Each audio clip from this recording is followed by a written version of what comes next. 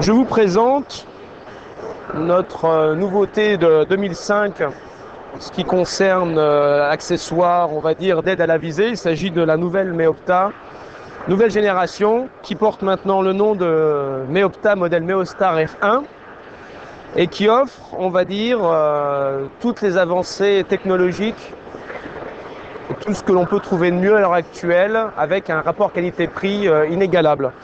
Meopta fait partie des 5 grands fabricants européens qui maîtrisent tout de A à Z, c'est-à-dire qui maîtrisent la conception du tube et surtout le traitement de l'optique, ce qui est la part la plus importante dans, on va dire, le choix d'un bon optique. Donc ici, c'est un modèle de battu, un 422 avec un réticule lumineux, réticule type cadotte, c'est-à-dire que vous avez un point avec une croix, un point et une croix, voilà, enfin une croix avec un point au milieu. Voilà. Ce modèle-là,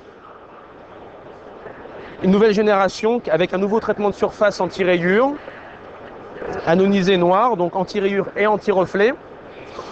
De plus aussi par rapport à l'ancienne génération, un traitement d'optique supérieur, puisqu'on est maintenant à 95% de restitution de lumière et aucune déformation de l'image bord à bord, donc une très grande netteté de l'image.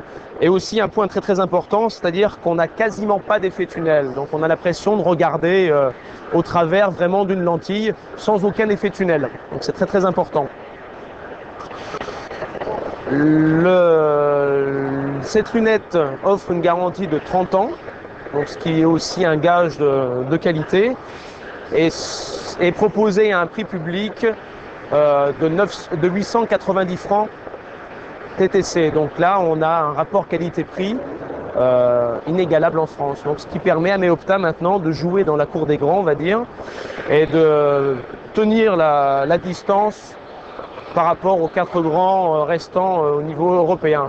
Le reste, bien sûr, étant des marques japonaises ou autres, d'un prix inférieur et d'une qualité inférieure. Voilà. Meopta est une très vieille usine, dans le sens qu'elle fabrique des accessoires optiques depuis 1933, qui avait avant, du temps du bloc de l'Est, une activité purement militaire.